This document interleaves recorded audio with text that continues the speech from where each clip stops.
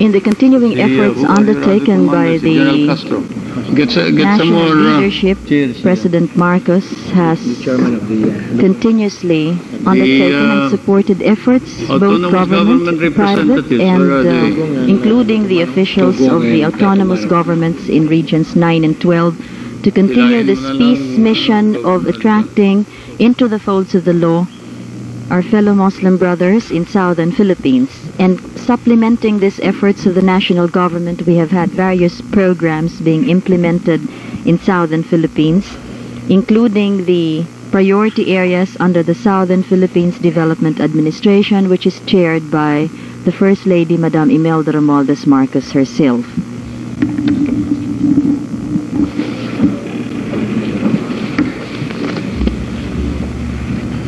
First of all, we are gathered here today once again to renew the old allegiances and friendships and loyalties that were disrupted because of the misunderstandings in the previous years in the Muslim Mindanao area. Because of the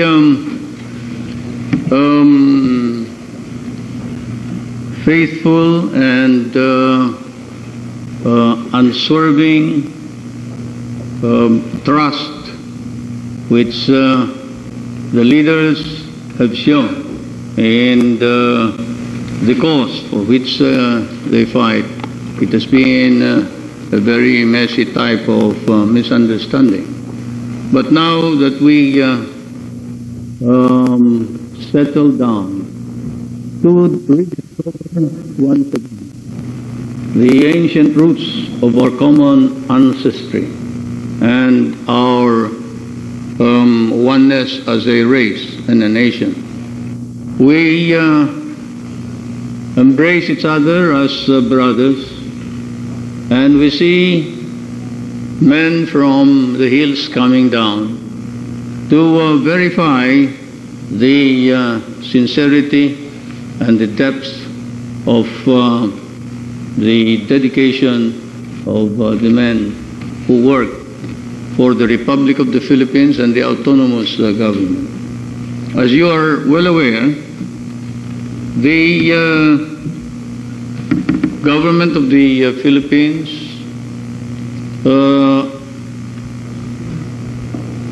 realizing the need to pragmatically settle this question, met in Tripoli with the originally recognized, or even then recognized chairman of the Moro National Liberation Front, Mr. Nur Miswari.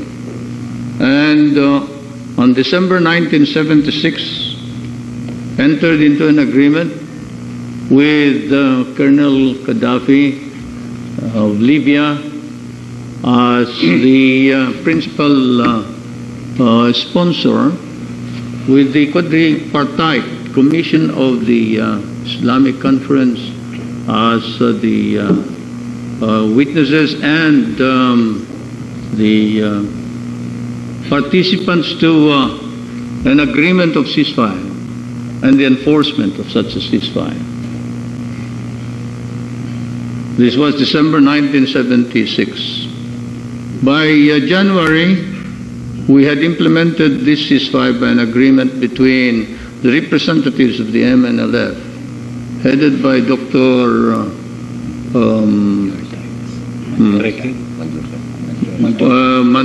Manjorza, Tambayapa Manjorza, and the creation of ceasefire committees in every province where there had been operations. The ceasefire committees started to operate in January of 1977.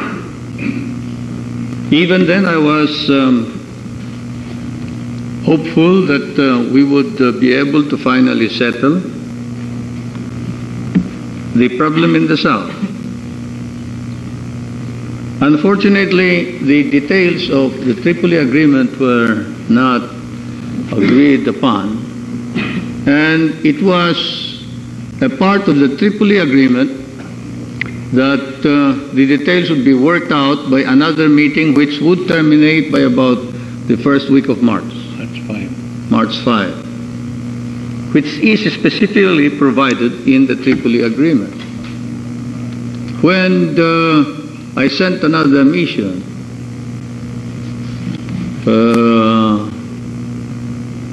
I say another because, of course, the first mission was that of the First Lady. If you will remember, sometime in August of 1976, our country suffered a very severe earthquake somewhere in the south, resulting in a tsunami or a tidal wave, which killed about 8,000 of our people in the southern shores. Because of this, my entire family and the political leadership went to the south to participate in rehabilitation and reconstruction work. You will remember that I visited all the provinces in the south, as far as Tawi-Tawi, and with my children, while my wife visited other provinces like Zamboanga and those in the mainland.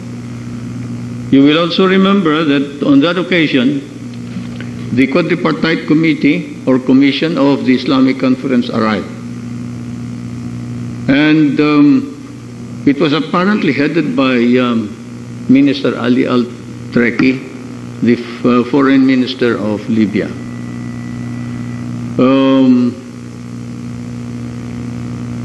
He carried with him a formal invitation from Colonel Gaddafi, the president or the head of the Libyan state, for me or the First Lady to visit the state of Libya. As you know, we did not have any diplomatic relations at the time.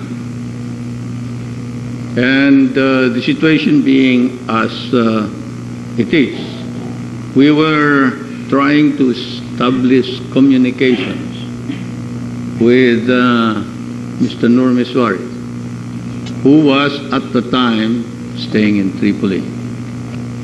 And when we inquired whether this invitation meant that we could start diplomatic relations, the answer was in the affirmative.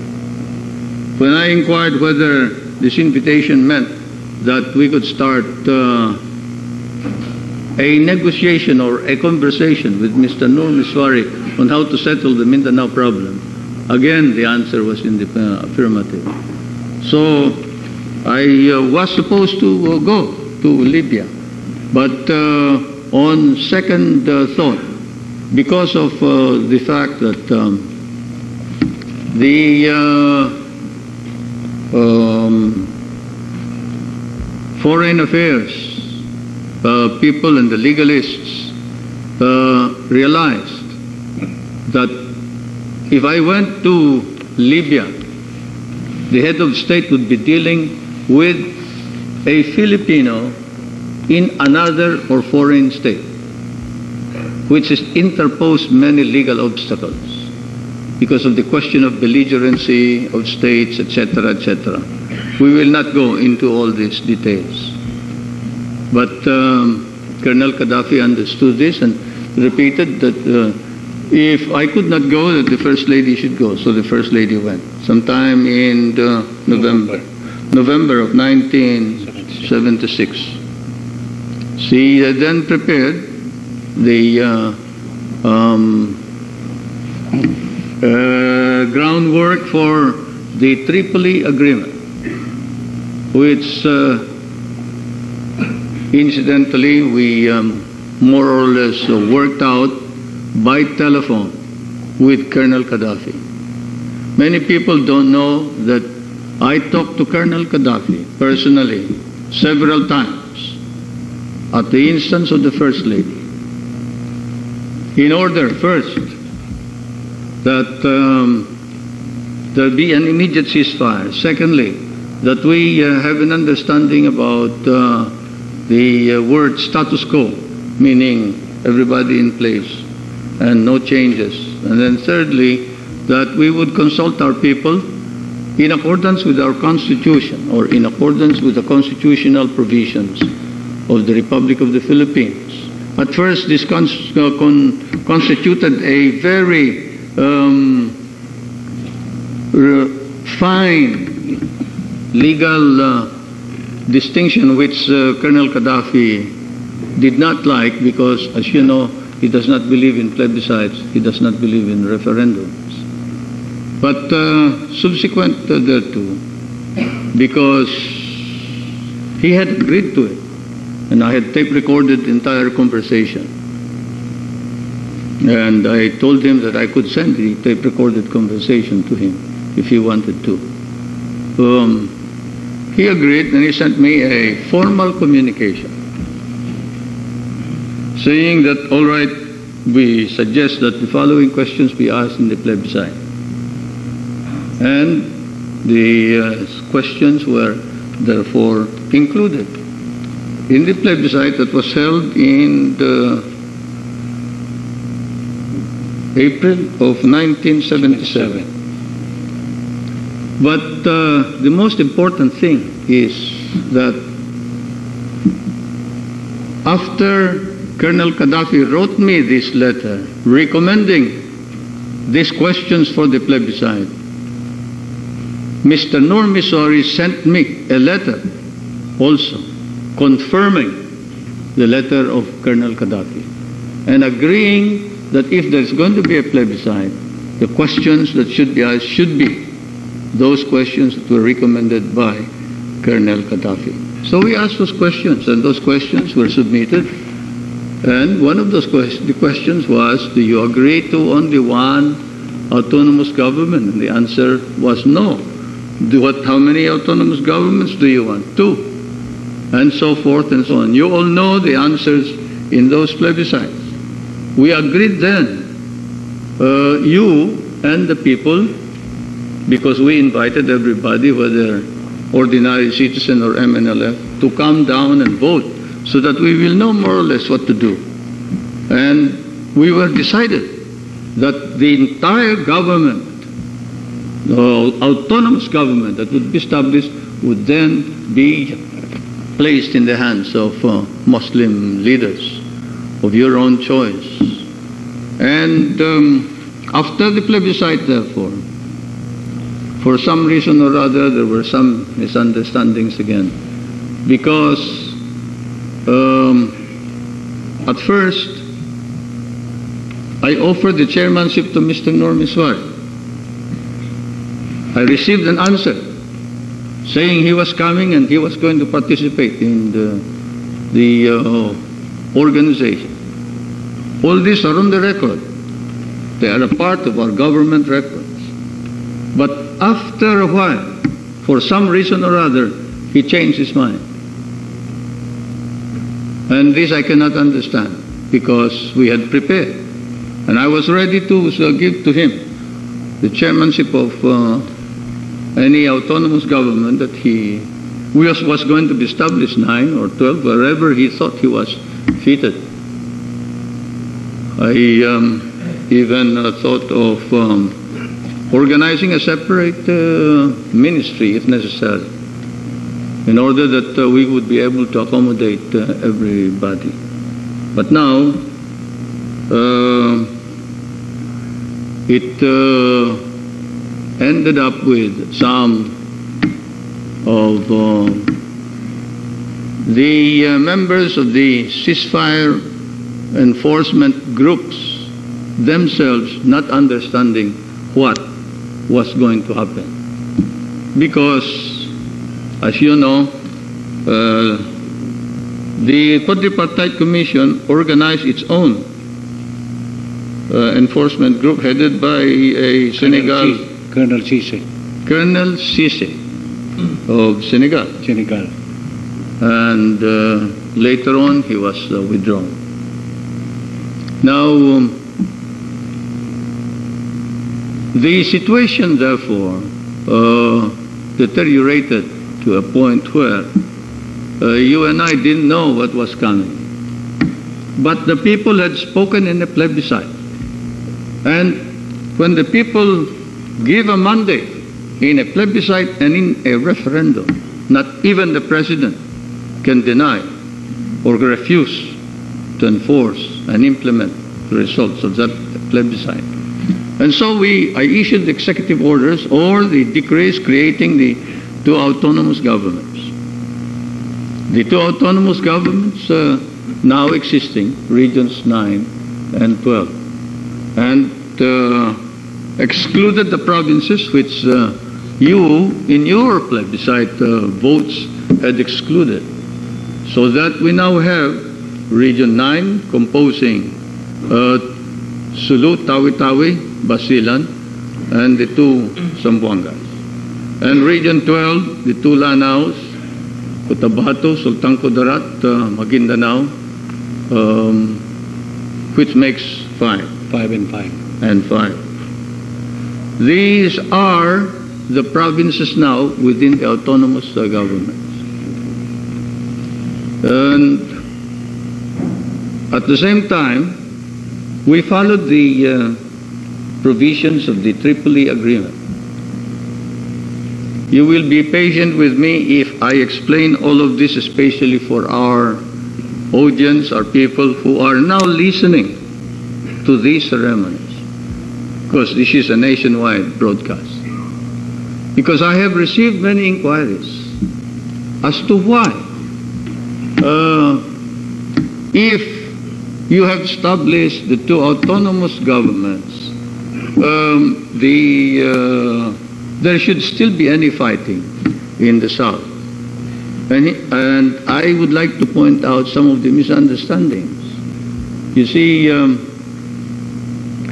whatever we say, the first basis of any agreement or understanding is mutual trust. And at the very beginning, I must admit, there was mistrust on both sides. Mistrust because of varied reasons, some of them personal. At the same time, let us also admit that there was a little selfishness on both sides. There was selfishness on the part of some of the government people, selfishness on the part of those who wanted a separate state. Because, as you know, the Chief Minister of Sabah wanted to meet with me, Chief Minister. Haris? No. Tun Mustafa, who, as you very well know, was among the first to give the MNLF all the facilities in Sabah. We have tried to accommodate everybody, but when Minister Tun Mustafa lost the elections, I decided to visit Sabah after the meeting in Kuala Lumpur. I requested permission from the Prime Minister of Malaysia, and he gave me the Deputy Prime Minister as my guide.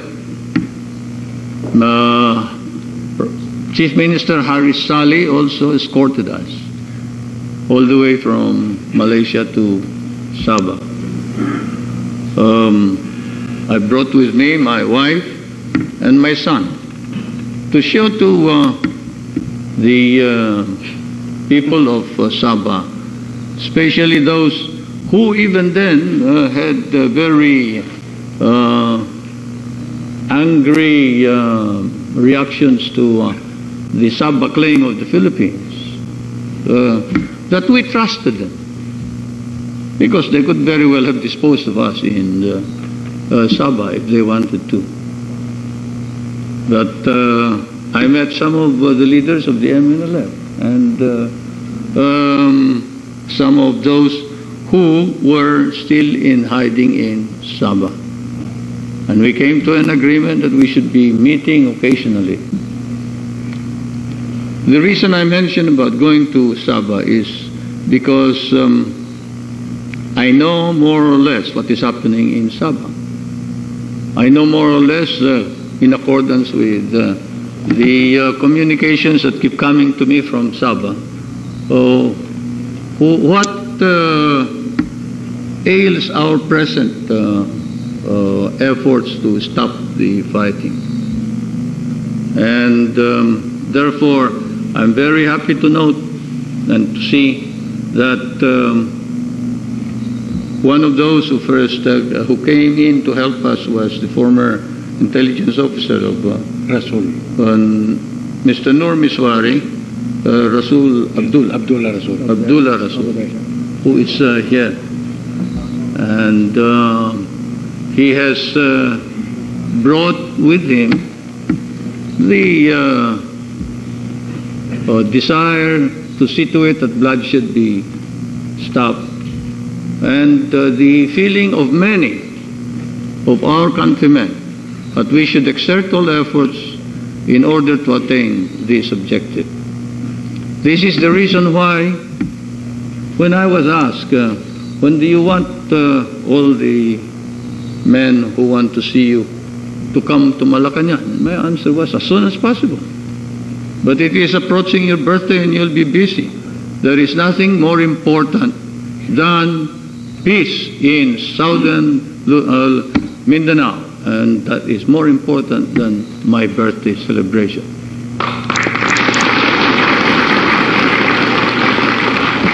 In fact, there is no greater gift for me on my natal day than to be able to embrace my brothers back to the Republic of the Philippines, which I do right now.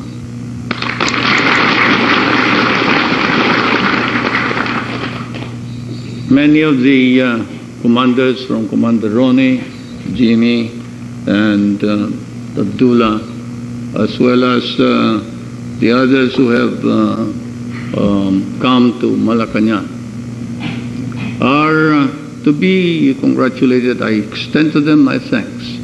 I extend to all of you my thanks for coming to see me here. I gather that many of us have suffered and sacrificed. In fact, one helicopter is still missing with some of our own men, both sides. And I condole with everybody on this. We hope that they are merely somewhere. They have just made an emergency landing and cannot be contacted because of the destruction of their communication facilities.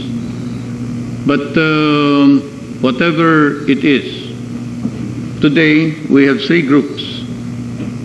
One from Tawi-Tawi, Sulu, the other from Sulu, Maguindanao, and the other from Maguindanao.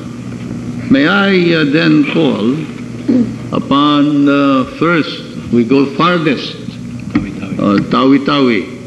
Call upon the commander. Commander Frank. Commander Frank. Commander Frank. Or would you like somebody to say something before? Mr. Rasul will interpret, sir. Oh, yes. Commander, how are you?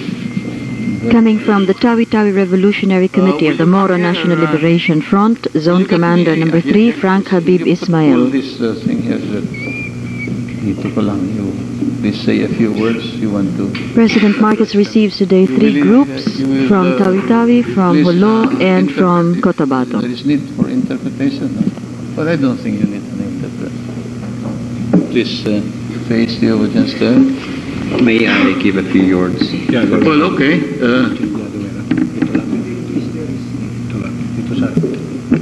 Ayan. Face the president.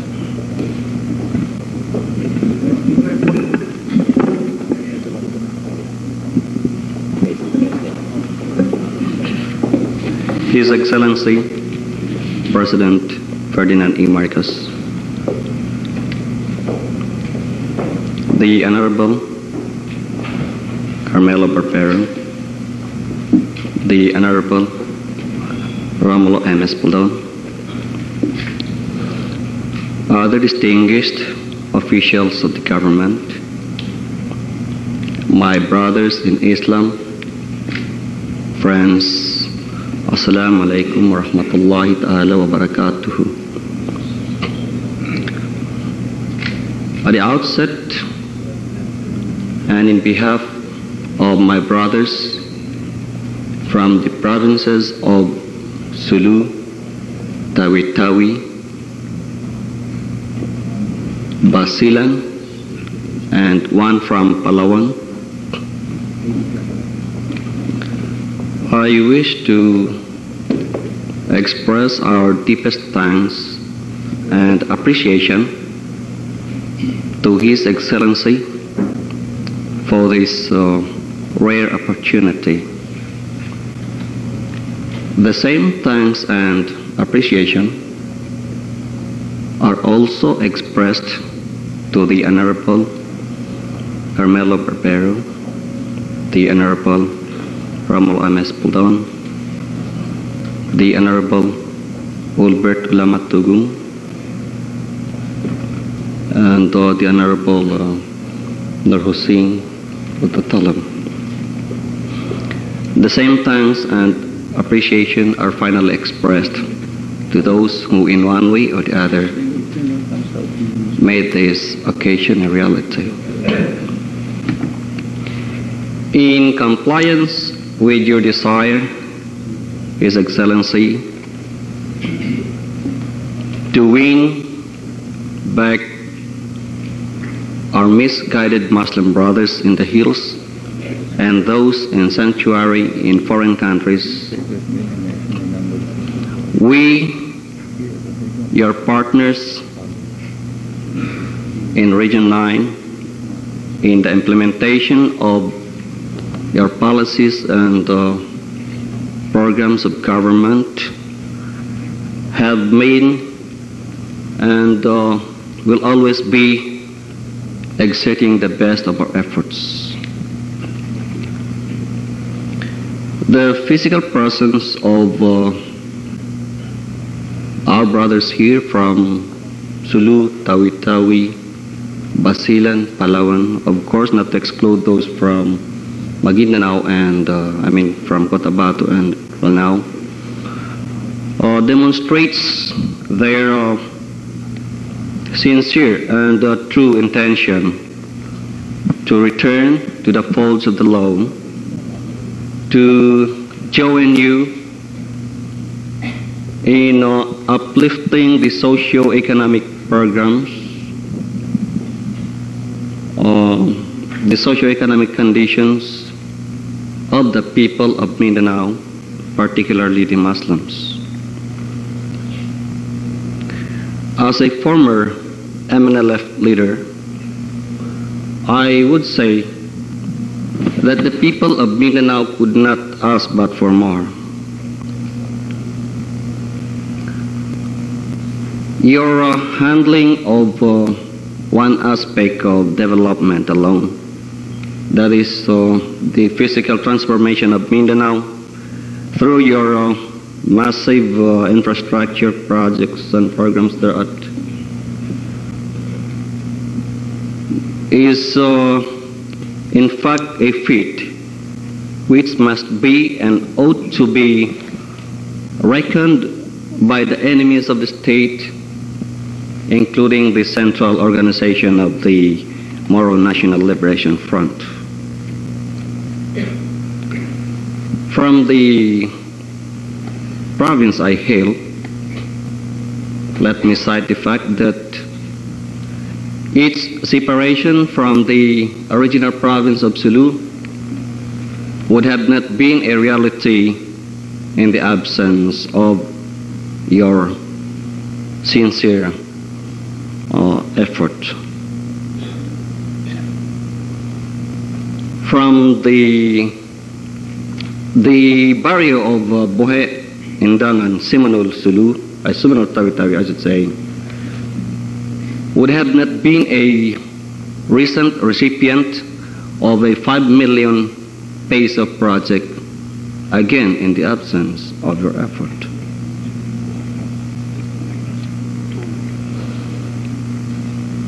Before concluding these short remarks, may I present members of the entire zone of Zone 3 of the so-called Tawi-Tawi Revolutionary Committee. First is Commander Frank Ismail, the zone commander of Zone 3.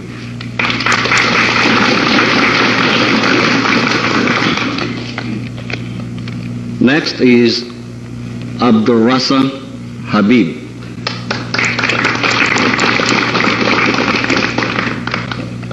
Chairman of the Provincial Islamic Court and member of the Provincial Congress.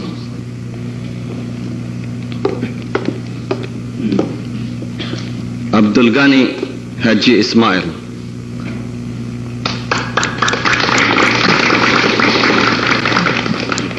Field Commander.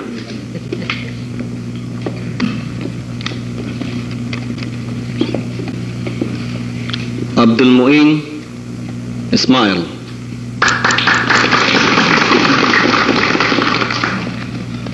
Recruiting and Training Officer.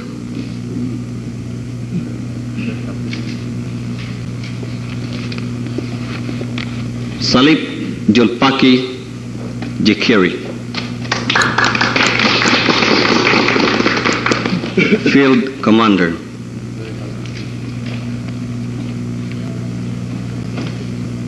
Omar Sali Loko.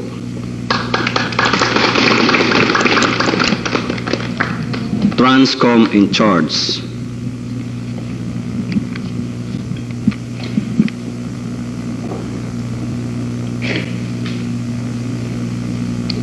Irum Sakib.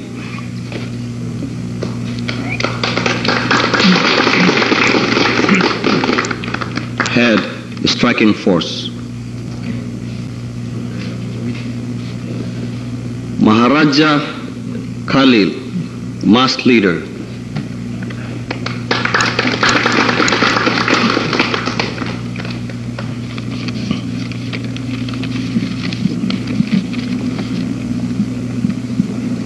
We have one from Palawan Province, Tul Lenin, Logistic and Supply Officer.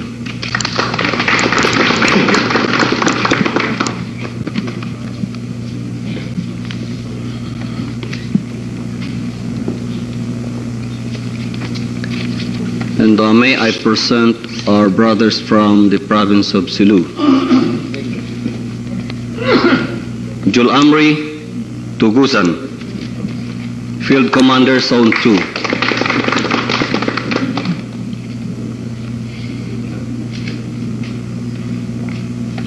Abu Bakar Johaili, Demolition Expert.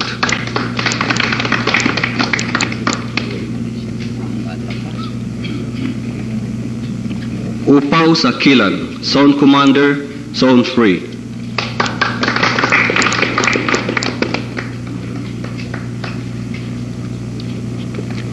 Nosuri Jinni, Field Commander, Zone 1.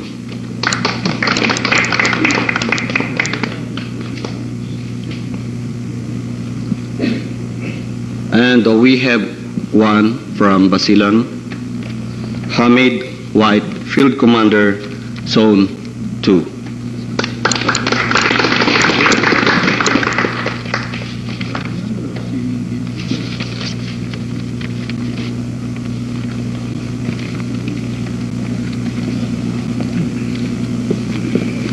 The former chairman of the Provincial Islamic Court of the so-called Tawi-Tawi Revolutionary Committee would want to say a few words.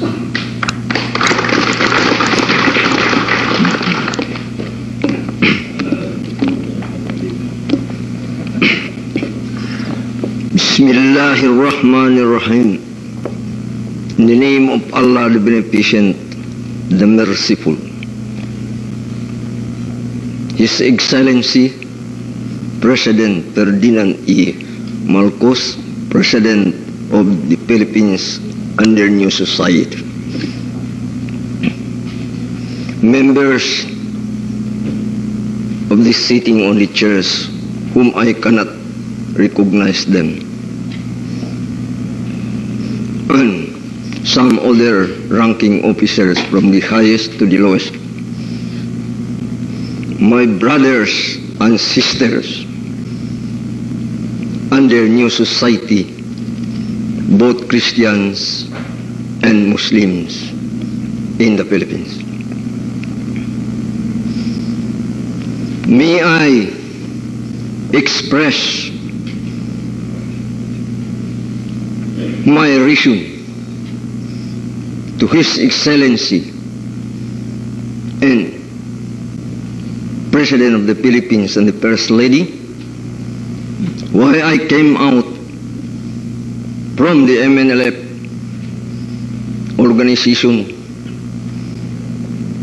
because I found out that this organization will be a failure due to their principles. Two, and I found out that His Excellency President Ferdinand E. Marcos and the First Lady Mrs. Imelda Marcos sacrificed their effort in exerting their kindness and helpfulness to the entire people in the country, particularly to the Muslim in the southern Philippines.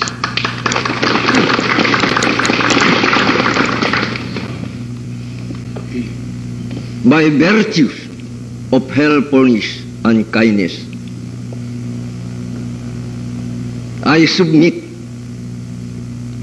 my physical body and my souls to die under a Filipino flag.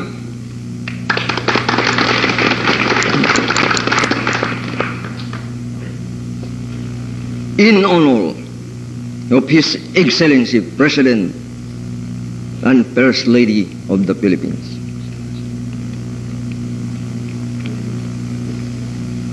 Lastly, may I request His Excellency that Colonel Betita and Colonel Asuncion will be our general in the southern part.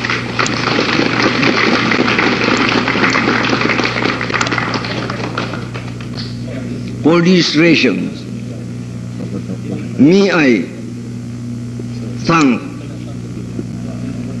His Excellency and the First Lady for their kindness and helpfulness to the whole people in the country. I thank you. Before we wind up this portion, may I call on Sulaiman Salazar, expert, demolition expert of the of Zone 2 Tawita Revolutionary Committee.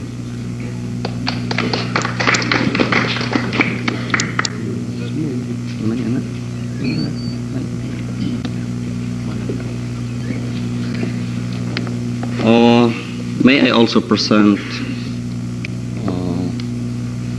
two of those who were a part of the negotiating team. May I call on Salip Subula and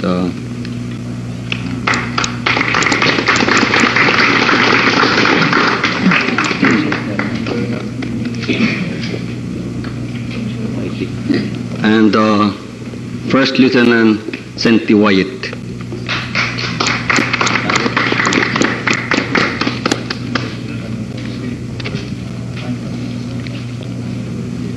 The former zone commander of Zone 3 would want to say a few words, and it will be translated by the Honorable Alberto Lamat-Tugong.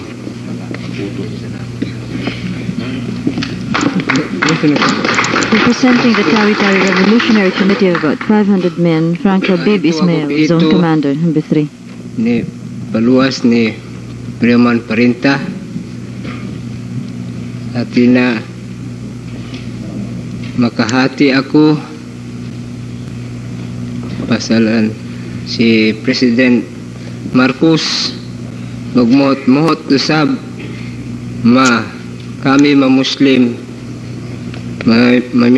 Southern Mindanao nabang makami. I finally decided to come out because I found out that His Excellency President Ferdinand E. Marcos is sincere in uplifting the socio-economic and overall conditions of the people of Mindanao, particularly the Muslims.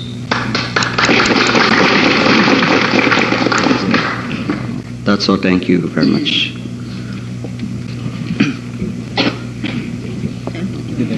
The first group of former Moro National Liberation Front commanders are received here by the President. Next group, before I make any further statement, the next group is from Maguindanao. We have just witnessed a Kali-Kali Revolutionary Committee with 500 men, Holo Revolutionary Committee with 115 men, and one from Basilan also with several hundred men. And now the President will receive the Cotabato Revolutionary Committee of the Moro His Excellency, President and Prime Minister Ferdinand E. Marcos, Honorable Minister Barbero, Admiral Spaldon, General Castro, Commander Ronnie, Commander Jimmy, Chairman Detamano, and Chairman Tugong, fellow workers in the government.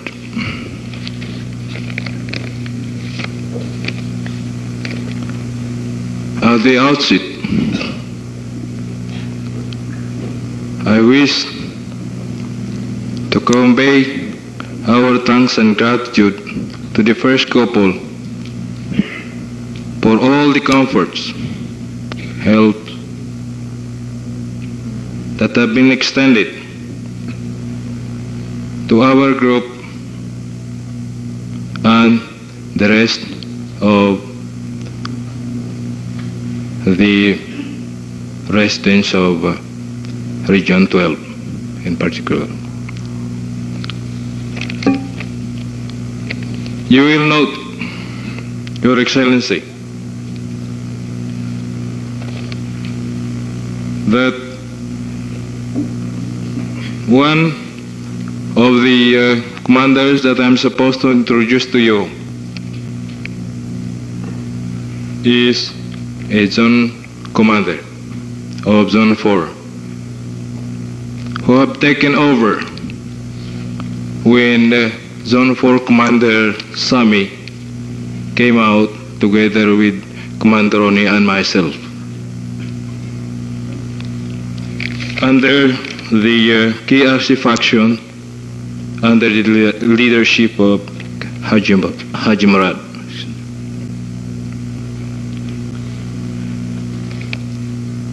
Your Excellency,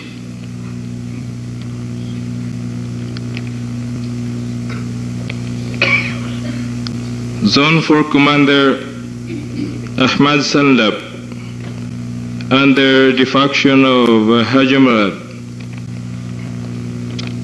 is now here to place pledges of unqualified support for your programs and the Minister of Women's Support.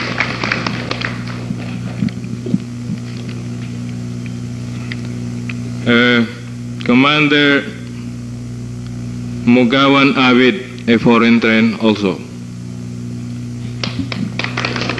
Zone 4. Kasi Kanapia, a field commander.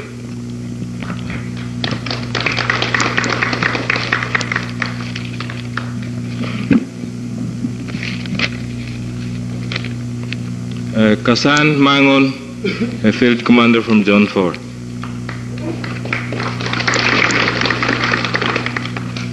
Sally Di Mapalo, a commander in the Colombia.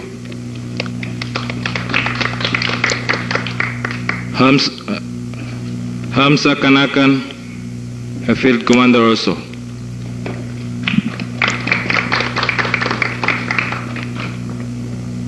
Ben Limba, a field commander and a military chairman. And I wish to make it known to Your Excellency that he is a political instruction in the Cotabato Revolutionary Committee. Malantik Bagel, a reporter, because in our organization we have reporters also. Edie Pendaton, who became my vice after my vice resigned, but he has no relation whatsoever with Congressman Pendaton, Your Excellency. Sami Kasim, Commander Sami Kasim, a brother of Warrington Commander Tony Kalbugan. Ruben Zakaria, a field commander also.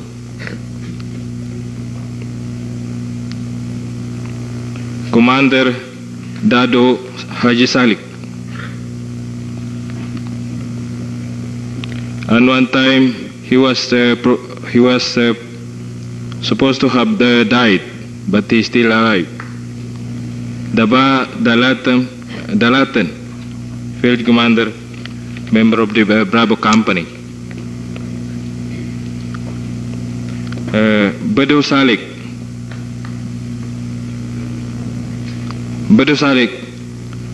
a member of the Alpha Company. Ustaz Abdullah Amblagan, a provincial information officer and chairman of the military tribunal. Ustaz Osman Dimalan, a chairman of the municipal organizer.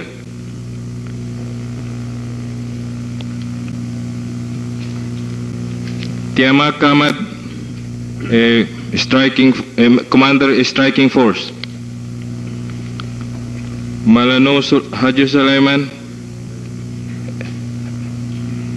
member of the provincial chaos intelligence. Ahmad Imam, commander of the famous Buaya squad in Malala, formerly Colombia, now Dato Praglas. Jenodin Dundi, member of the intelligence group.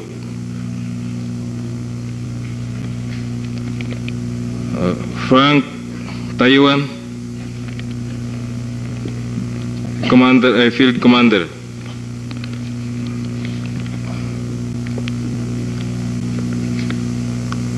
Pasila Mama, a field commander operating along the Rio Grande River.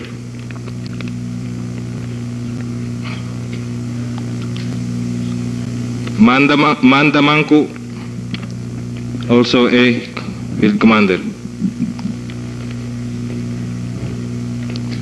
Commander Panigel,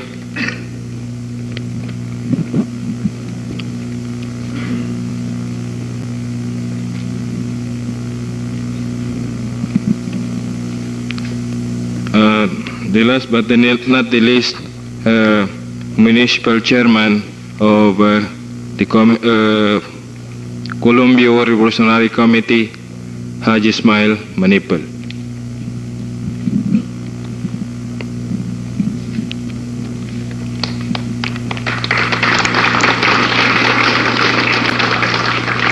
This, Your Excellency, are the group under KRC group under Commander Haji Murad, who is pledging their unqualified support for your administration. They have further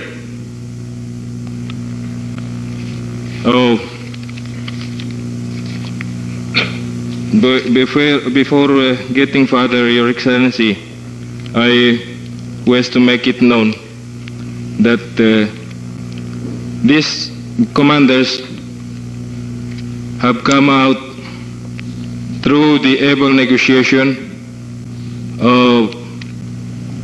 and close coordination between the military and the civilian government in our place. We have Mayor Dato Samad Mangilin of Buluan, Mayor Bay Salilang Mangilin,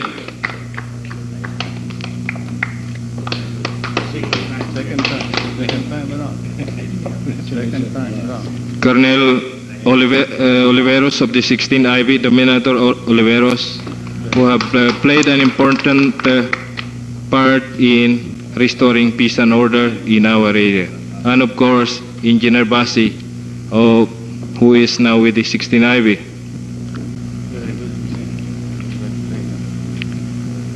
Well, Your Excellency, the group here now is offering on your forthcoming birthday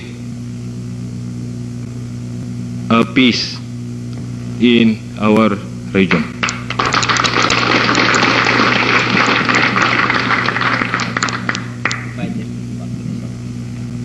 That's the best birthday gift that I could probably have. It's peace in our land. Congratulations to each and every one of you.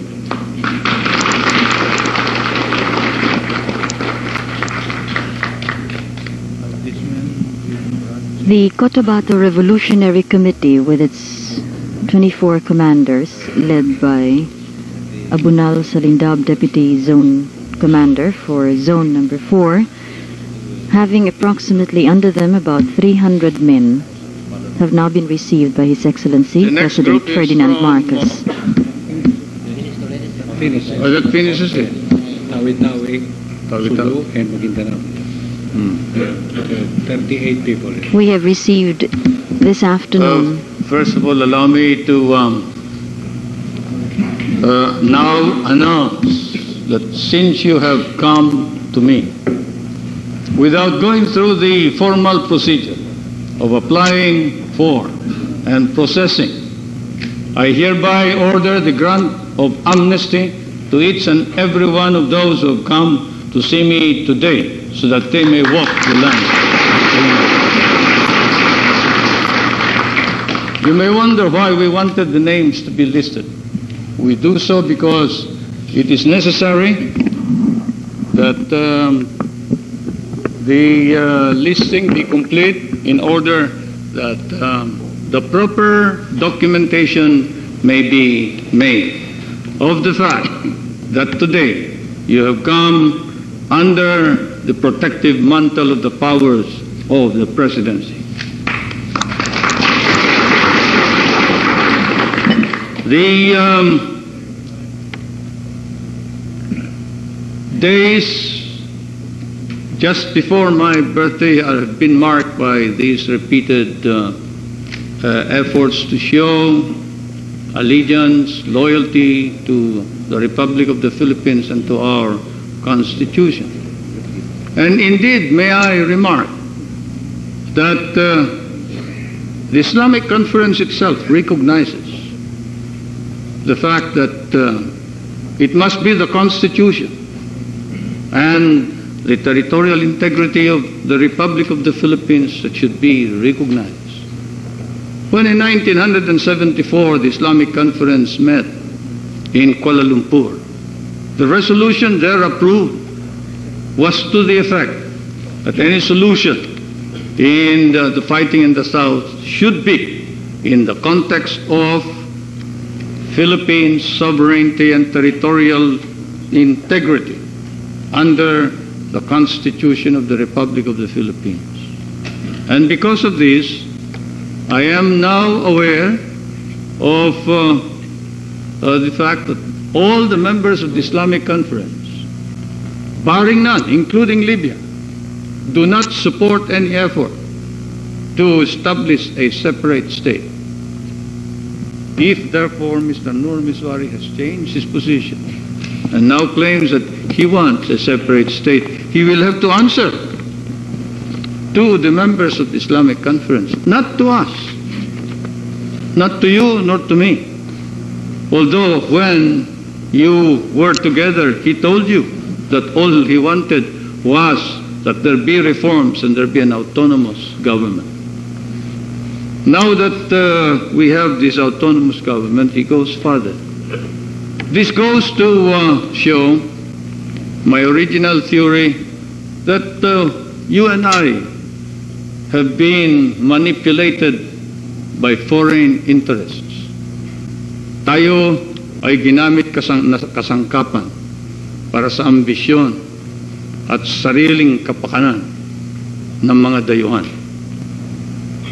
At ito ay lalong hapdi sa kalooban ng isang leader na kagaya ko dahil marahil mahapdi rin sa inyong kalooban na tayo ay ginamit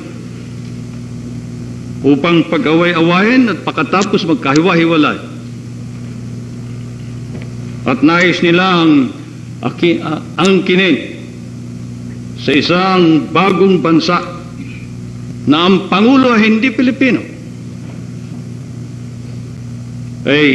Yung bagong bansa na yan ay sasakupin Palawan, Mindanao, Basilan, Sulu, Tawi-Tawi.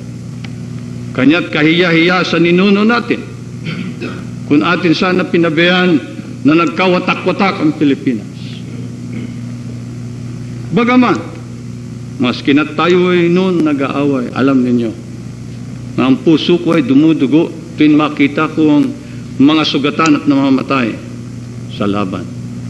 Ilang beses akong nakialam sa labanan at pinigil ko ang ating mga sundalo. At ikaw ko sa kanila, hindi maaring ang pagkalutas ng suliranin na yan ay sa patayan. Sapagkat mga kapatid natin yan. Ang kapatid ay hindi sinasaktan. Ang kapatid ay inaakit, kinakausap. Ang kapatid ay kinakarinyo. At maigi na lang na ang Panginoon ang pinaka unang nagbigay ng inspirasyon sa atin lahat. Pagkat alam kong lahat na ito ay nasa kamay ng ang ating Ama na nasa langit. Wala sa atin mga mahihinang o mga anak niya, kung hindi, nasa kanyang kamay lahat. I am very happy to see, for instance, that the group that comes from Maguindanao is the original group under Commander Mura. And those who come from Tawi-Tawi practically decimate or practically eliminate the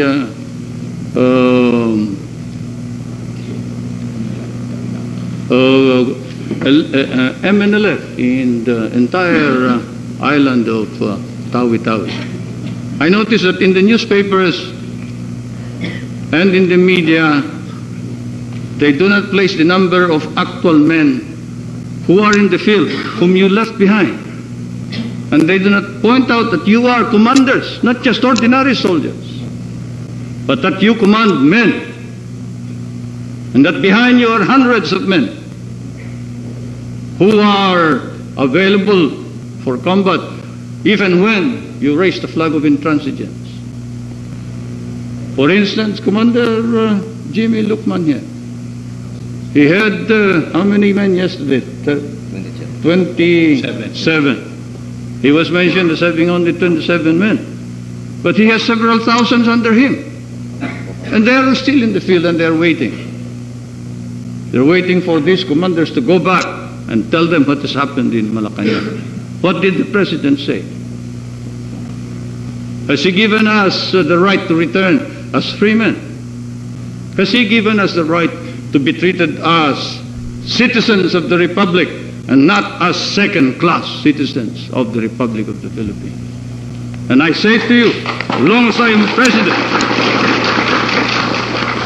am President, you will be treated as brothers, comrades, and the equal of any Filipino here. I wanted to emphasize the fact also that the Muslim Mindanao area is an area with many problems that were left behind. Nasabi ko na nga kanina ng mga dayuhan. The colonizers left the time bomb in Mindanao. Hindi nila inayos tayo eh. Pinabayaan nila tayo nag-away-away. Hindi lang sa pinabayaan tayo nag-away-away, pinag-away pa tayo. Pinag-away-away pa tayo. They are still in the field and they are waiting. They're waiting for these commanders to go back and tell them what has happened in Malacanang. What did the President say? Has he given us the right to return as free men? Has he given us the right to be treated as citizens of the Republic and not as second-class citizens of the Republic of the Philippines? And I say to you, as long as I am President, you will be treated as brothers, comrades, and the equal of any Filipino here. I wanted to emphasize the fact also that the Muslim Mindanao area is an area with many problems that were left behind. Nasabi ko na nga kanina ng mga dayuhan. The colonizers left the time bomb in Mindanao. Hindi nila inayos tayo eh. Pinabayaan nila tayo nag-away-away. Hindi lang sa pinabayaan tayo nag-away-away, pinag-away pa tayo. Pinag-away-away pa tayo. Pagkatakala nila sa pamagitan ng pag-aaway ng mga magkakapatid ay kanilang mahahati ang ating lupa. Bakit magkakaroon ng araw ng alala ba ninyo sila sa panahon ng Amerikano diyan lumaki si Blackjack Persing around Lanao Lake. Saan nakakuha ng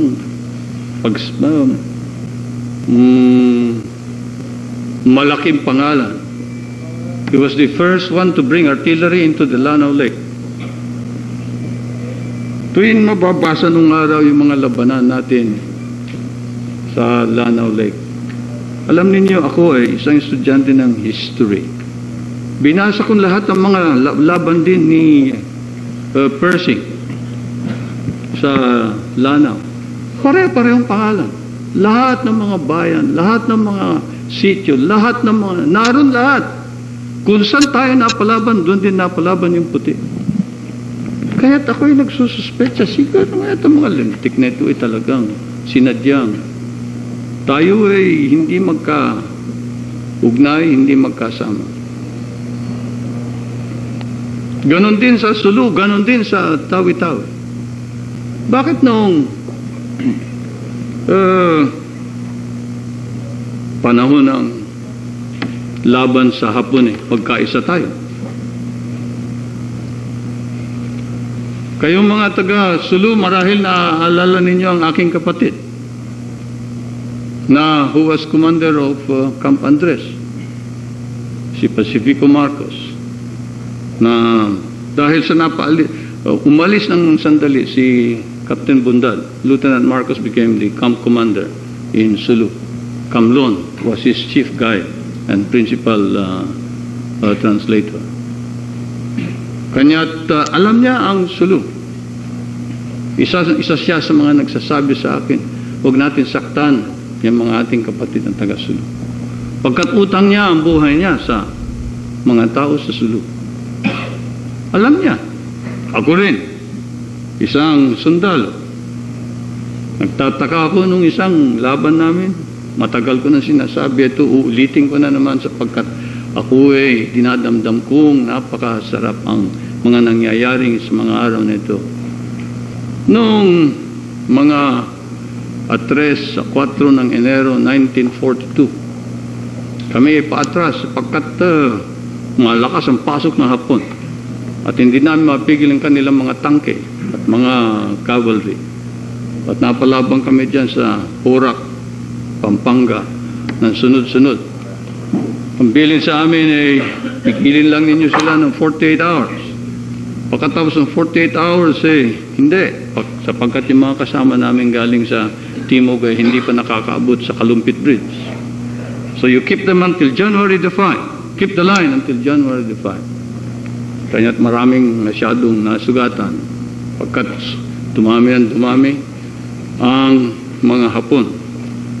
Nung ako ay nasugatan, ang pumulot sa akin ay isang kilala kong Pilipino.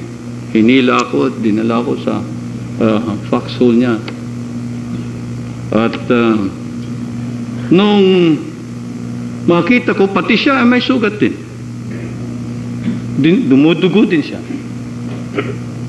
At pagkatapos, tinanong ko, anong unit may kako? Siya ay 26 Cavalry daw. Sapagkat yung 26 Cavalry ay flank guard namin. Flank guard and 21st Division to which I belong. Doon sa Porac ay pagkatapos naglabas siya ng kanyang prayer beads. Doon ko nakita na kami pala ay magkaiba ng simbahan. I was a Christian and he was a Muslim. We were praying to the same God. But here was a man. Ito hindi ko man lang kilala ang pangalan. Ni walang panahon tanungin ang pangalan sapagkat putukan at pagkatapos linusob na naman kami na Hapon. At tinamaan muli siya. Kinarga ko din naman siya. At dinala ko sa collecting station nung makapalakas na ako. But I never knew his name. He probably didn't even know me. Because we didn't have nameplates then. We had uniforms that were barely enough to be called uniforms. But so I owe my life to a Muslim. And perhaps a Muslim owes his life to me. But why should it be between Muslim and Christian? A Filipino helped another Filipino.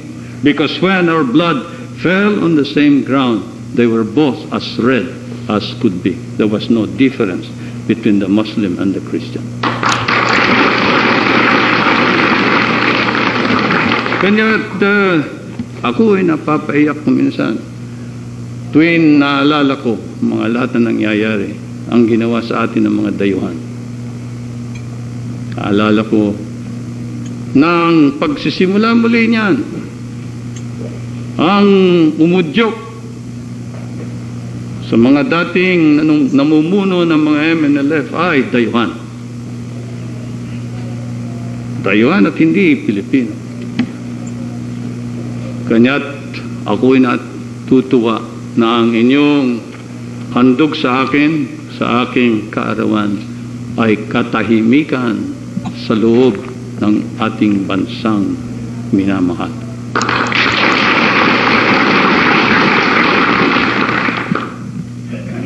I therefore order also that henceforth these men shall be included in the program of rehabilitation and restoration, which has been marked out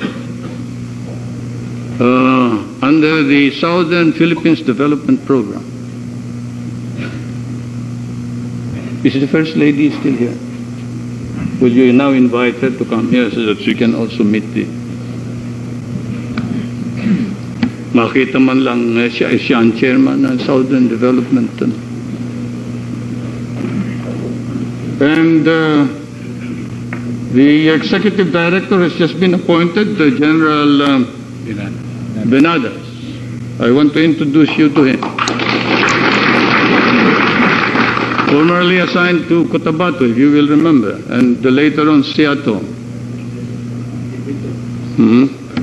He was at the Buldan fight, you remember, when I went there in 1971.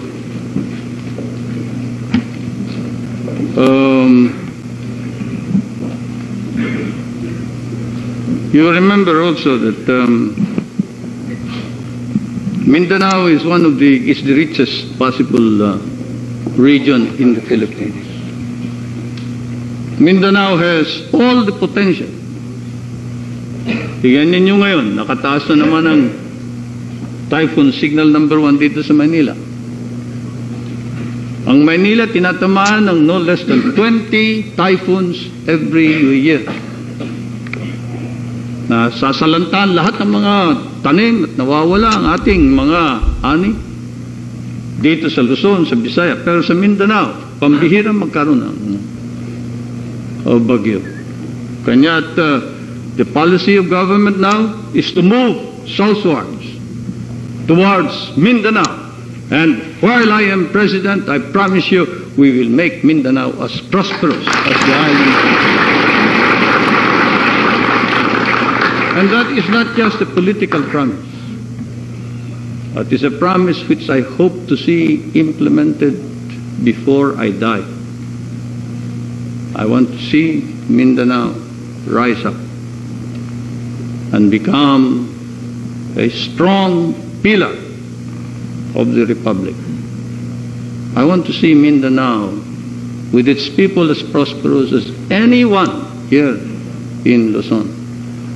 Hindi yung mga kagaya kong nagkakamot, isang kahig, isang tuka. Kung hindi, meron tayong talagang programa, plano para sa bawat isa. Irrespective of birth, gaano man pinakababa ang pinanggalingan ng bawat isang mamayan, ay dapat mabigyan ng pagkakataon upang umunlad ang kanyang buhay. Mindanao has been left behind by many cultural, political, and economic reasons. Many of our children were not educated. Many of the people have now been displaced. Kung pakikinggan mo yung mga ibang mga nanonood ay parang gusto pa nilang magpatuloy muli ang laban at nang lalong masalanta at lalong saktan ang ating mga pinsala ang ating mga mamamayan. But while I am President of the Republic of the Philippines, I will try everything within my power to see to it that there shall be one race, there shall be a united race, and there will be no divisions, irrespective of whatever the causes may be. Gagawin natin lahat upang magkaroon ng isang diwa, isang bansa.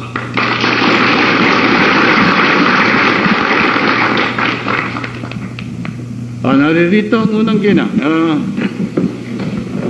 The ceremonies we have witnessed earlier this afternoon involve the return to the fold of the law and their expression of loyalty and cooperation to His Excellency President Ferdinand E. Marcos by the revolutionary committees from Tawi-Tawi, Jolo, and Cotabato. And the President has requested the First Lady, Madame Imelda Romualdez Marcos, to join and meet with our brother Muslims from Southern Philippines. Madam First Lady, Governor, and Chairman of the Southern Philippines Development Administration, the men who have come out to show to the entire world, not just to us, to the entire world, that we are one people, isang bansa, isang diwa. And they are led or grouped into three. One is the Tawi-Tawi group. Will you please, the Tawi-Tawi group, please stand up.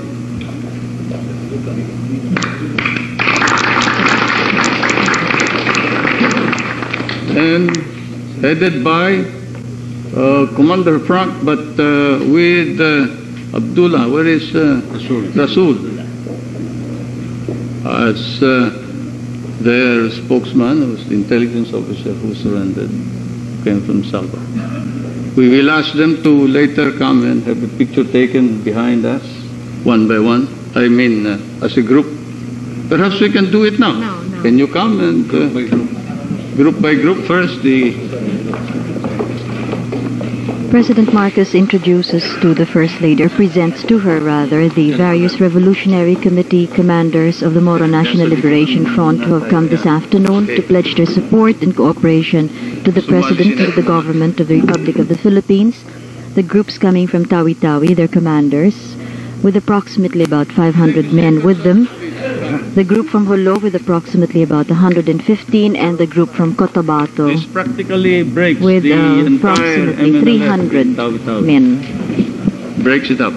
President Marcos now requests a group from Tawi-Tawi, from Jolo, and from Basilan to have a souvenir photograph with both the President and the First Lady, Madame Imelda Romualdez Marcos, together with the military officials. Now we will ask the Admiral Espaldon, Sulu group Deputy Minister to Carmelo Barbero, General Delfin Castro, including representatives of the autonomous governments, Chairman Simeon Datumanong of Region 12 and Chairman Tugong of Region 9, and two former commanders of the Moro National Liberation Front who are also now with the government, Commander Jamil Lukman and Commander Ronnie Amelil Malajuk.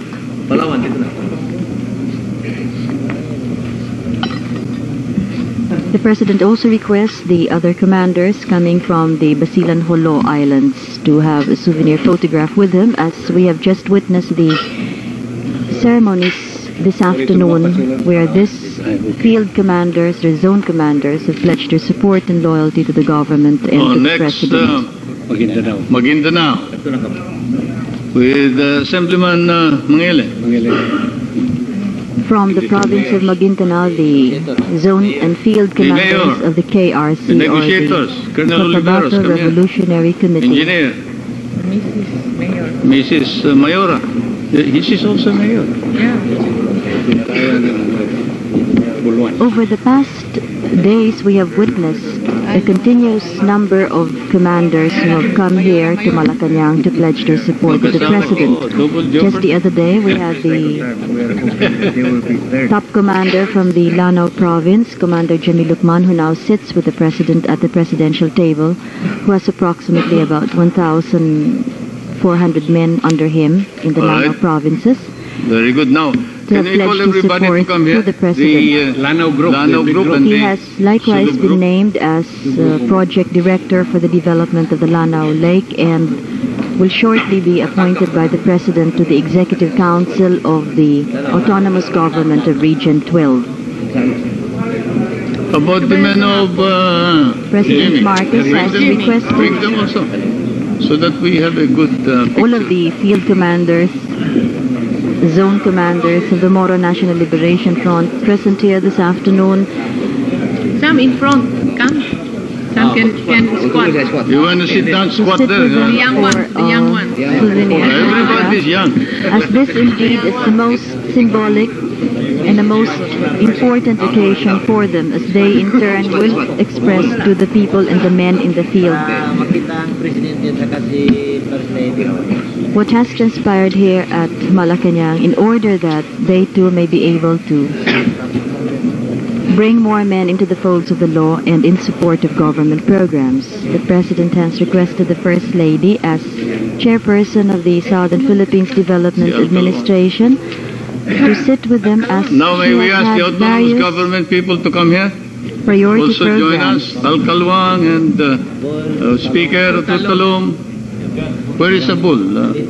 President Marcos has also requested the officers of the autonomous governments of Regions 9 and 12 who are here this afternoon to join in the photograph, as they too in many ways have participated in negotiating that these men who are still in the hills would come now and join the efforts of government at peace and at development. As you were mentioning earlier, the First Lady, as chairperson of the Southern Philippines Development Administration, has listed down various priority programs and projects and has also named several region action officers for the programs under Executive Director General Antonio Venadas. These are some of the ongoing programs which, in a way, would affect the depressed areas and particularly the Muslim areas in southern Philippines.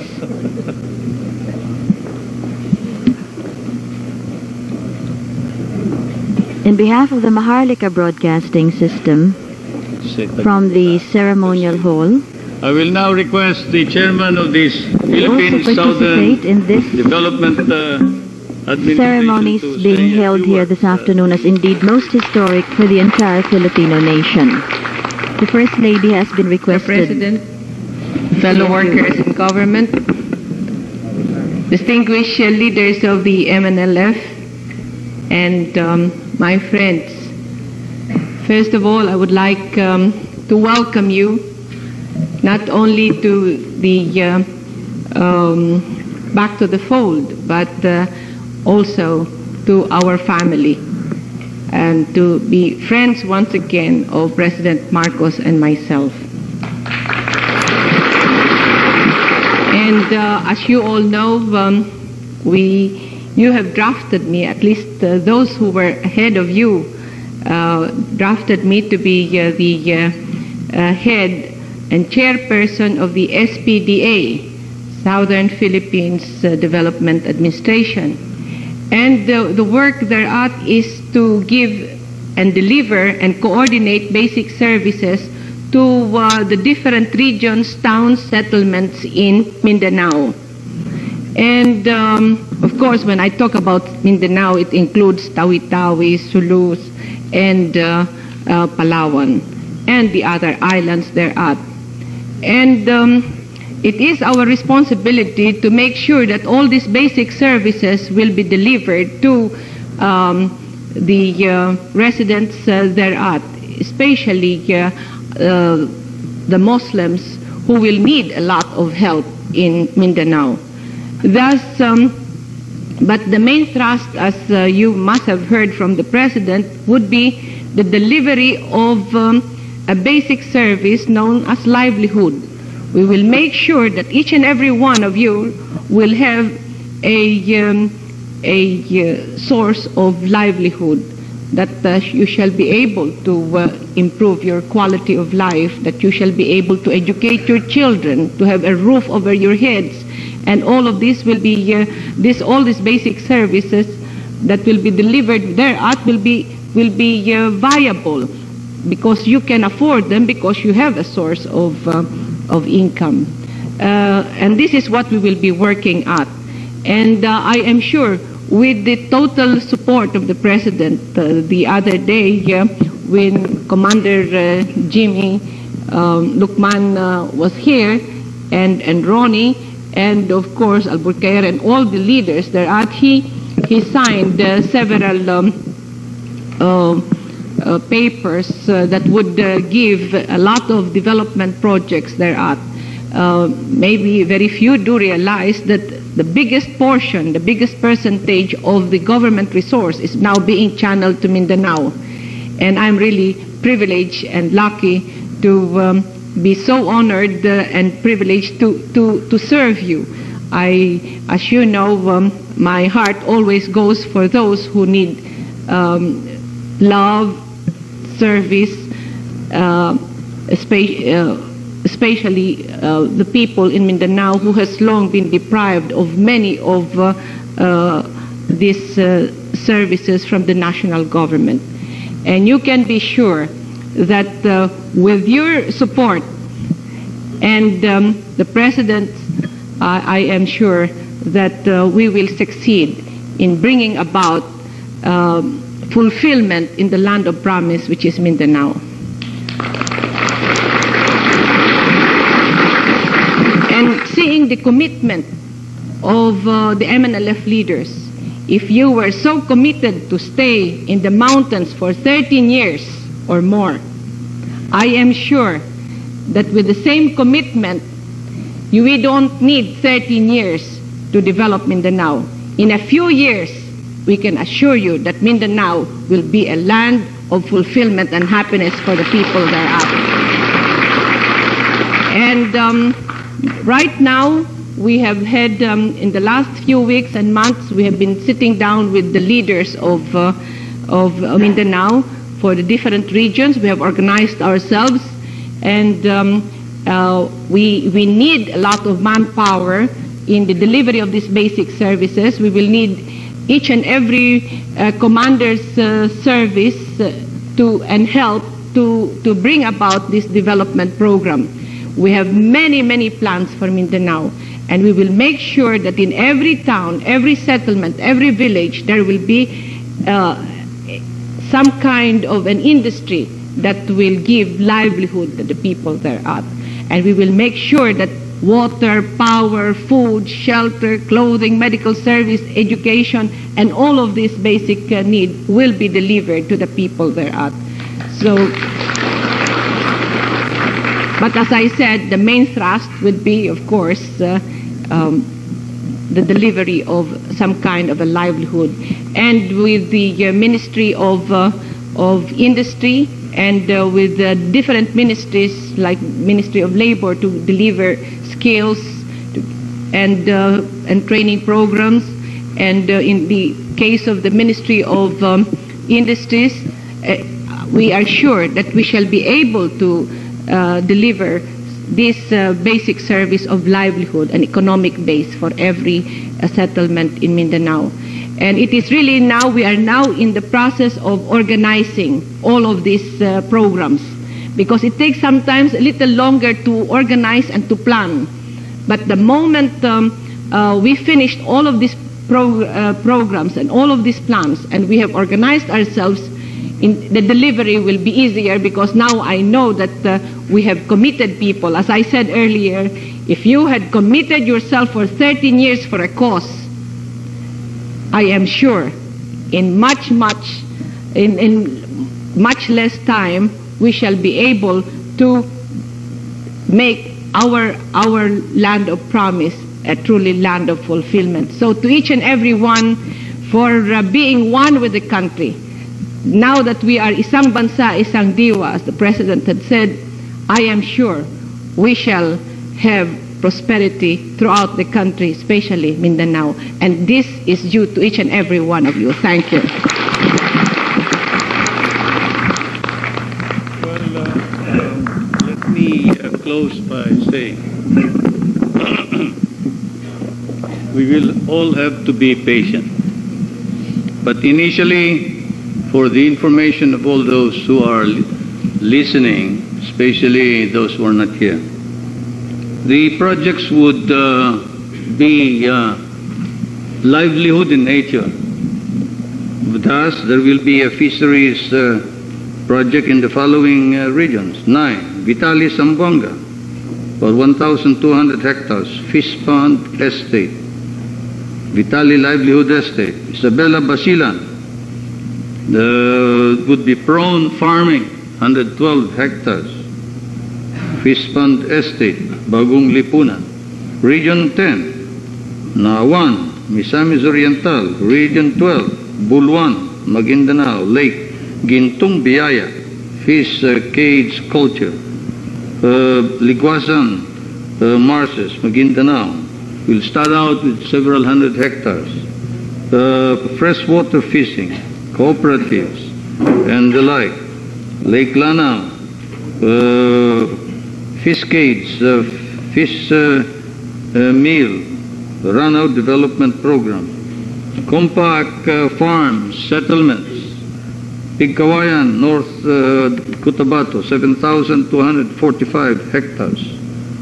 Buluan and Sultan Kudarat, Maguindanao, for cooperative farms, Bliss Livelihood,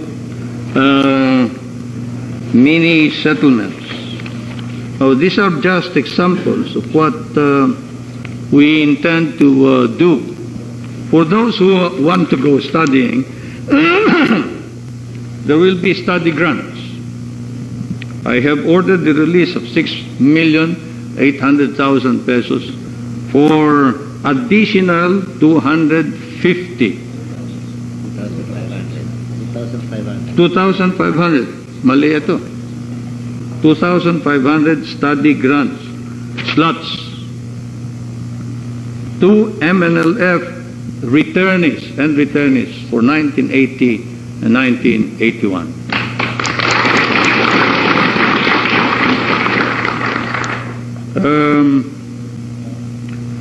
I have released a special fund for the training of MNLF returns. Training for what? For any kind of work which they want to learn in order that they can earn their own living. Perhaps they want to go to the Middle East. Well, then let them work in these programs or in trade or in marketing. Now, I have released 1 million for the development of Lake Lanao initially. Agus River, Maria Cristina, fisheries, etc., etc., and dairy products. I add to this now an order to the Director of Animal Industry to procure more animals.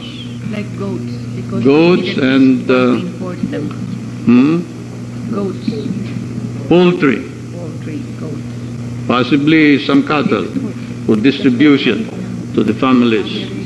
And this is not going to be just a small parts of a farm. No, this is going to be overall. We'll try and see to it that everybody will help in bringing down the price of meat also.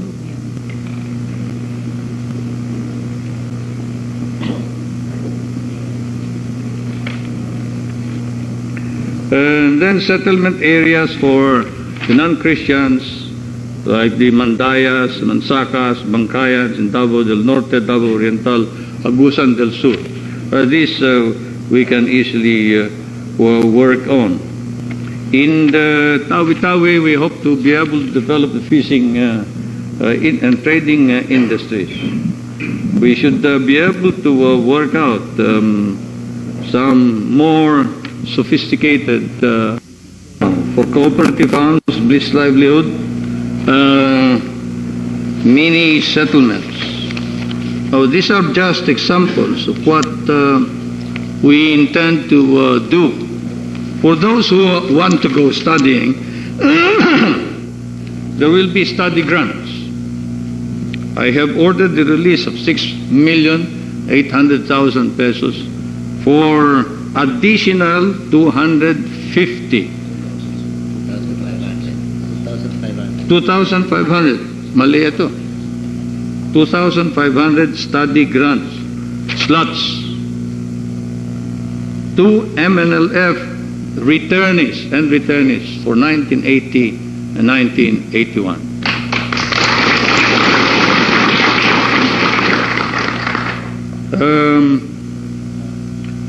I have released a special fund for the training of MNLF returns.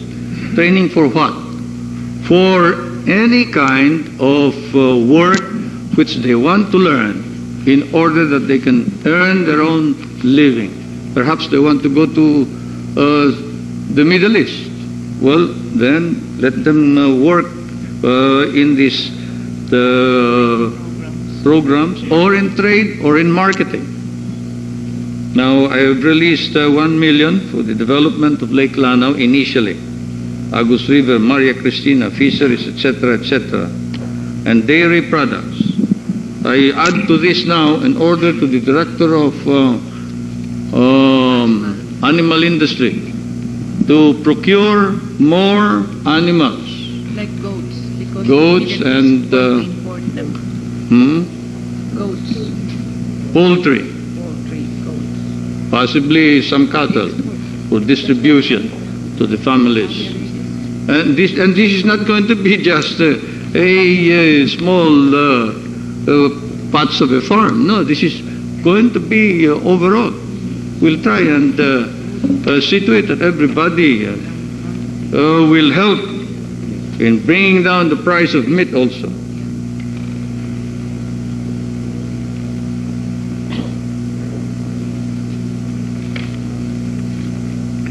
And then settlement areas for the non-Christians, like the Mandayas, Mansakas, Bangkayans in Davao del Norte, Davao Oriental, Agusan del Sur.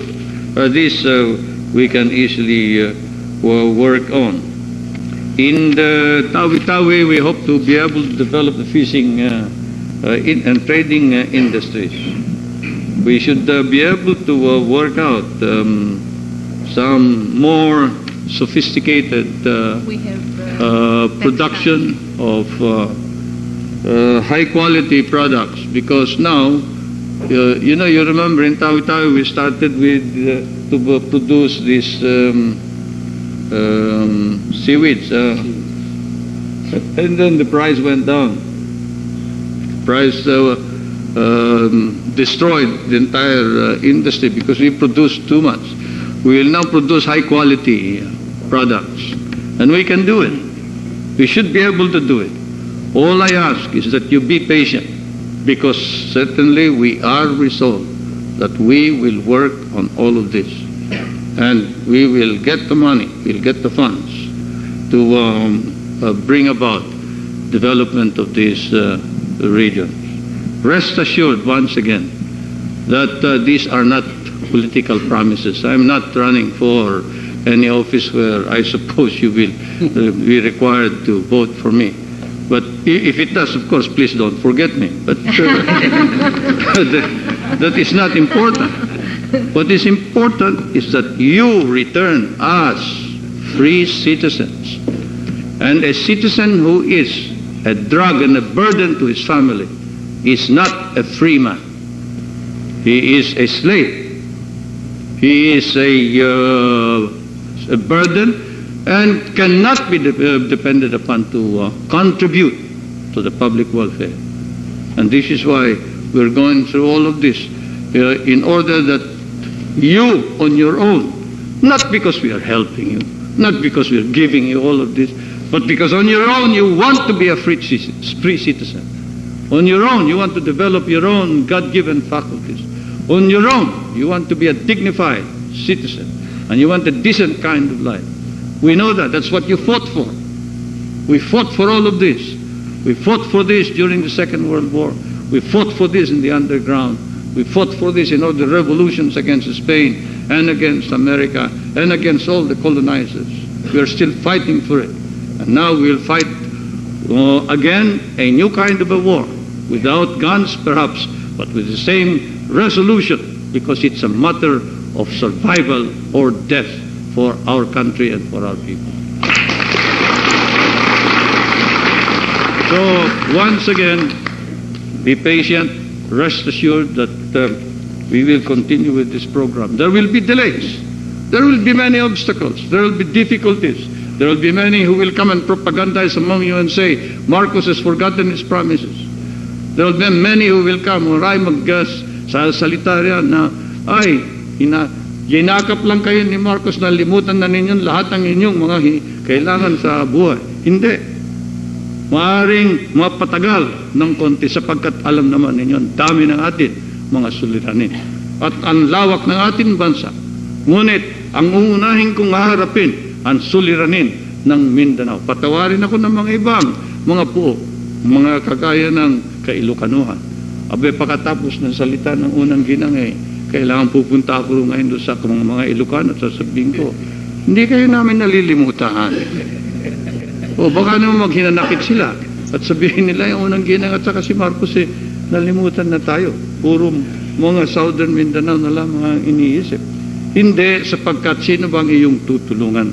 Nauna, ang uunahin na tutulungan ay ang mahinang anak. Ang anak na nalimutan, hindi pa maaaring yung tumindig magsarili. Yan ang unang tinutulungan ng Ama.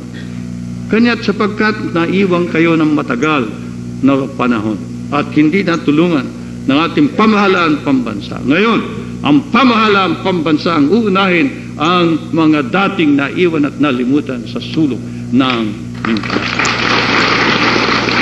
Kanya at sa mga kasama ako ay nagpapasalamat sa inyo na pumarito kayo.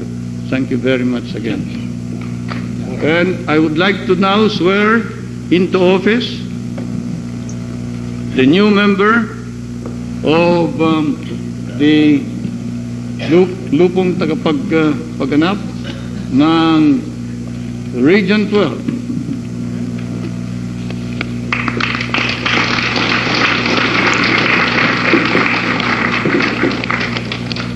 Unang-una, I better sign this first. Hindi pa pala napipirmahan yung appointment niya. Just the other day, we witnessed the ceremonies here welcoming Commander Jamil Lukman, and today the President signs his appointment as a member of the Executive Council. This completes the membership of the Executive Council for the Regional Autonomous Government of Region 12. Commander Jamil Lukman approximately has with him about 1,634 men in the Lanao provinces and in other adjacent areas, and he has brought with him the other day to the palace about 27 of his top commanders, pledging their loyalty and their support to the President and to the government of the Republic of the Philippines. As both the President and the First Lady have emphasized in the same manner and the same zeal that this Moro National Liberation Front commanders have stayed in the hills fighting for a cause, so too today can we witness that they have pledged with the same fervor and zeal the support they have for the President, the government of the Republic of the Philippines, and the Filipino people. The President briefly outlined various executive orders and letters of instructions which he has the other day signed authorizing kanang kamay at sumunod sa akin sa panunumpa sa iyong katungkulan bilang acting member ng lupong tagapagpaganap ng Region 12. Ako si Jamil Lukman ng iyong tinitirahan ng Bayang Lanao del Sur na itinalaga sa katungkulan bilang ang iyong katungkulan bilang acting member lupong tagapagpaganap sa Region 12 ay tayong team na nanunumpa natutuparin kong buong husay at katapatan sa abot ng aking kakayahan ang mga tungkulin ng aking kasalukuyang katungkulan at ng mga iba pang pagkaraan nito'y gagampanan ko sa ilalim ng Republika ng Pilipinas na aking itataguyod at ipagtatanggol ang saligang batas ng Pilipinas na tunay na mananalig at tatalima ako rito susundin ko ang mga batas mga kautosang legal at mga dekretong pinairal na mga sadyang itinakdang may kapangyarihan na Republika ng Pilipinas at kusakong babalikatin ang pananagutang ito nang walang anumang pasubali o hangarin umiwas kasiyahan nawa ko ng Diyos. Congratulations. President Marcos has administered the oath of office to Commander Jamil Lukman, Commander Jimmy Lukman of the Lanao provinces, as a member of the Executive Council of the Regional Autonomous Government of Region 12. Witnessing his oath-taking ceremonies are the top commanders from the Lanao province, from Basilan, from Jolo, from Tawi-Tawi, from Maguindanao and Cotabato provinces of the revolutionary committees who have today, this afternoon, pledged their support and their cooperation to the President, to the government of the Republic of the Philippines, and to all the efforts at peace and socio-economic development in their respective areas of responsibility. As they have pledged their loyalty and their unity with the Philippine government this afternoon, so too has the President and the First Lady, Madam Imelda Romualdez Marcos, pledged continuous support for all the government efforts and all the industrial projects, particularly livelihood centers, for the people in southern Philippines. All right, Jimmy. offering the challenge to each of these commanders of the Moro National Liberation Front to then take up the responsibility of being the own leaders in their respective areas for the government efforts in southern Philippines. On behalf of the Maharlika Broadcasting System, from the ceremonial hall or the Hall of Brotherhood, Unity, and Cooperation in Malacanang Palace, this is Rita Gadi Baltazar, thanking you all for having joined us this afternoon.